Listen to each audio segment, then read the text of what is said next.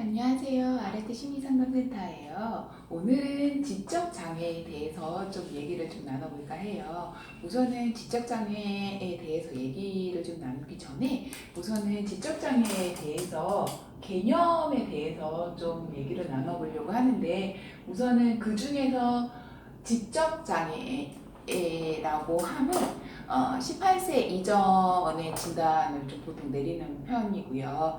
그리고 그 이후에 진단을 내리지는 않아요. 그렇기 때문에 18세 이전이어야 되는 부분이 있고, 지능이 70 미만인 아이들을 지적장애라고 얘기를 하는 부분이 있어요. 그러니까 전반적으로 이제 인지 능력, 언어 능력, 그다음에 사회 능력, 그다음에 정서적인 부분, 전체적으로 총괄적으로 좀 봤을 때 아이가 좀 일상생활에 좀 적응하기 힘들어하는 아이들은 이제 지적장애라고 하는 그런 부분이 있어요. 그리고 저는 오늘 지적장애랑 같이 경계선 지능도 같이 좀 보려고 해요. 경계선 지능은 지적장애보다는 수준은 조금 더 높아요. 하지만 일반 지능보다는 수준이 좀 낮은 거로 생각하시면 될 것 같고요.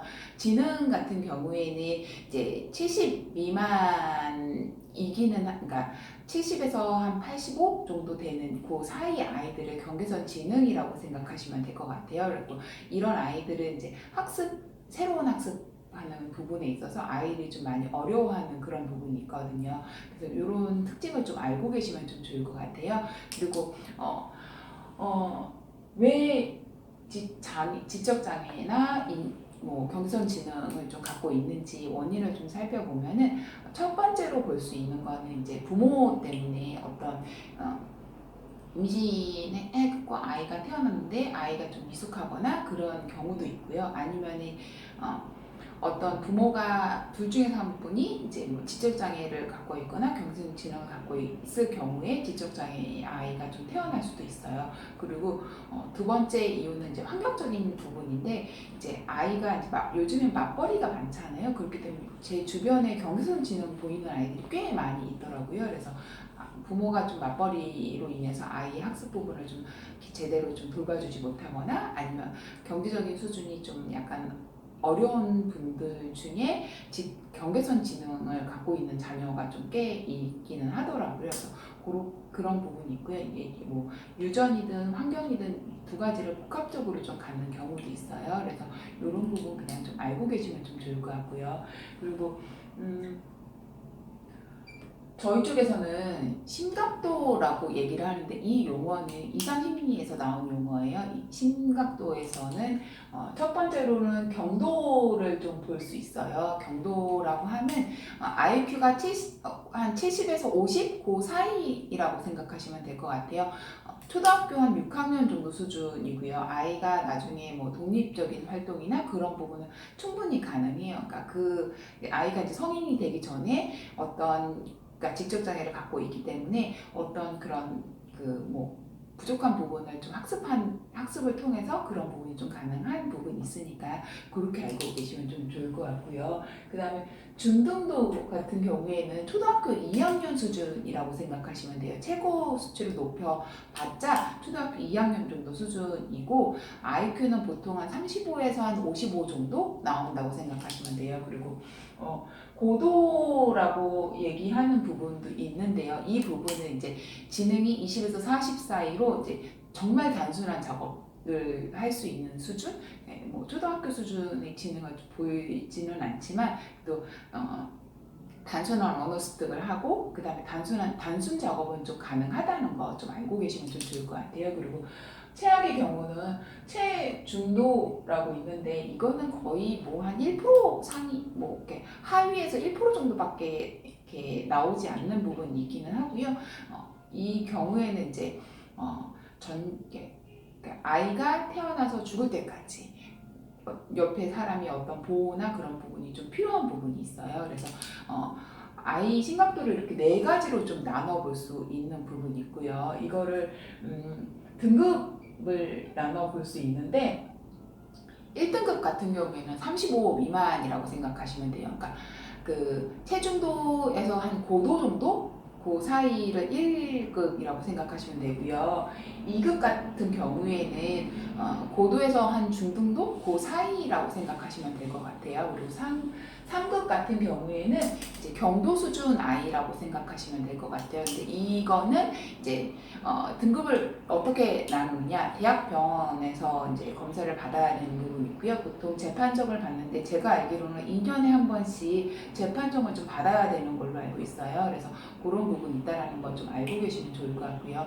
이런 아이들 만약에 상담하게 되면은 어떤 거를 좀 하게 되냐 하면은 놀이, 뭐 미술, 언어, 인지 뭐 다 필요하긴 한데요. 놀이 같은 경우에는 아이가 어리다고 한다면 놀잇감을 좀 통해서 아이가 이제 신체의 발달을 하는데 대근육 좀 발달하는 부분이 있어요. 그리고 이런 아이가 정말 어린 아이 같은 경우에는 감각통합 치료라고 얘기를 해서 얘기하는 부분이 있는데 감통이라고도 얘기하거든요. 감통하고 놀이하고 좀 같이 믹스해서 좀 하는 경우가 좀 많이 있고요.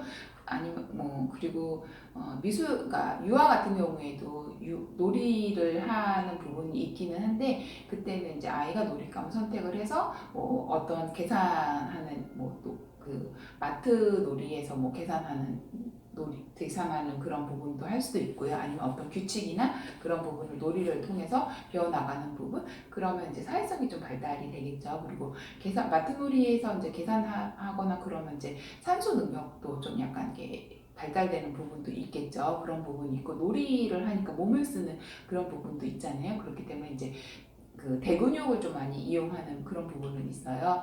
그리고 이제 미술 같은 경우에는 소근육을 좀 발달시킨다고 생각하시면 될 것 같아요. 그림을 그리거나 어떤 만들기를 하거나 손으로 어떤 조작을 해야 되는 부분이 있잖아요. 그렇기 때문에 소근육을 좀 발달시킨다고 생각하시면 될 것 같고 유아 같은 경우에는 이제 재료를 선택하는 부분은 이제 자율성을 좀 아이가 선택할 수 있게끔 하고 거기서 어떤 만들기를 하든 그리기를 하든 어떤 작품을 완성하면서 이제 성취감을 좀 맛보게 하는 그런 부분은 있어요. 그리고 청소년 같은 경우에는 이제 어떤 창조 활동을 통해서 문제 해결 능력을 좀 늘리고 그다음에 어떤 문제가 다른 사람 어떤 관계나 그런 부분에서 문제가 발생됐을 때 어떻게 좀 해결해 나가야 될지 그런 부분을 좀 알아간다고 좀 생각하시면 좀 좋을 것 같아요. 그리고 언어 같은 경우에는 언어 능력을 좀 그러니까 늘린다고 생각하시면 돼요. 그러니까 언어의 어떤 단어의 어떤 뜻이나 개념이나 그런 부분을 좀 아이가 알아갈 수 있게끔 그리고 어휘력을 좀 높일 수 있게끔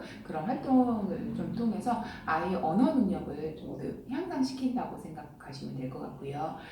인지학습 치료 같은 경우에는 기초학습 능력을 좀 향상시킨다고 생각하시면 될 것 같아요. 읽기, 쓰기, 산수 능력을 좀 향상시키는데 아이의 상황에 따라서 어느 능력을 어떻게 좀 발달을 시켜야 되는지 이제 아이 상황에 맞게끔 좀 진행을 하신다고 생각하시면 될 것 같아요. 그래서 저희 아래대 심리상담센터에서는 그렇게 좀 진행을 하고 있는 부분이 있고요. 그리고 중요한 부분, 도대체 내 아이가 공교롭게도 지적장애나 경계선 지능을 갖고 있는데 내가 어떻게 해야 될지 모르는 부모님들이 꽤 많이 계시는데 보통 이제 첫 번째로 좀 부모님들이 해야 하는 부분은 이제 우리 아이 학습 되게 중요하죠.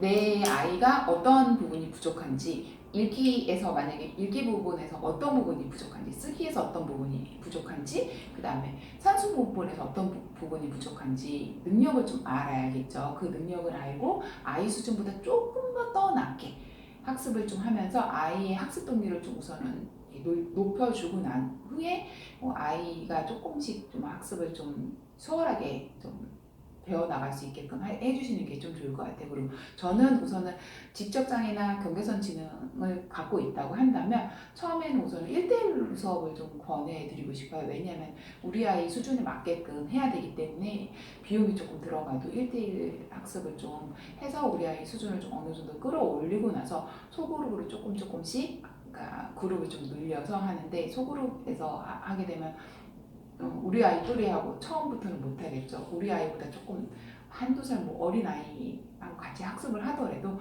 그렇게 해서 아이 학습 동기를 좀 높이고 나서 그 다음에 뭐 소그룹인데 우리 아이하고 학년이 같은 아이랑 한다든지 아니면 소그룹이지만 대그룹으로 갈 때 우리 아이하고 보다 한두 살 어린 아이들하고 대그룹에서 우리 아이가 그 학습 등기를 좀 높여가면서 좀 적절하게 학습할 수 있게끔 해주시는 게 좀 좋을 것 같아요. 그리고 두 번째로 중요한 거는 자신감하고 사회성이에요. 대부분 지적 장애를 갖고 있거나 경계선 지능을 갖고 있는 아이들은 자존감하고 사회성이 낮아요.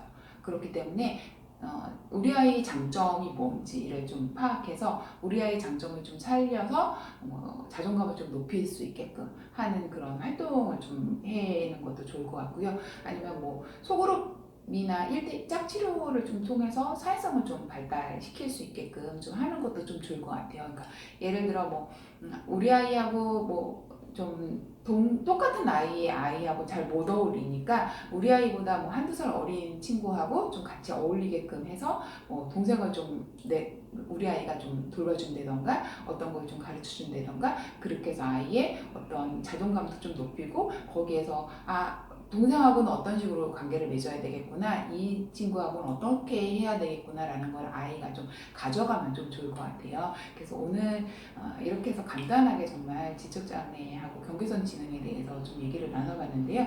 우선은 지적장애라는 거하고 경계선 지능이라는 게 뭔지 좀 알아야 되는 부분이 있고요. 그리고 심각도는 4가지로 좀 분류할 수 있다라는 거, 그리고 제일 중요한 거는 우리 아이를 좀 부모님들이 어떻게 좀 다뤄야 될지를 좀 알아야 되는 부분인데, 첫 번째로 중요한 거는 보통 이제 학습이 좀 중요하잖아요. 그렇기 때문에 학습은 좀 어떻게 해야 되는지 우리 아이 수준에 맞게끔 좀 진행을 하시는 게 좀 좋을 것 같고요.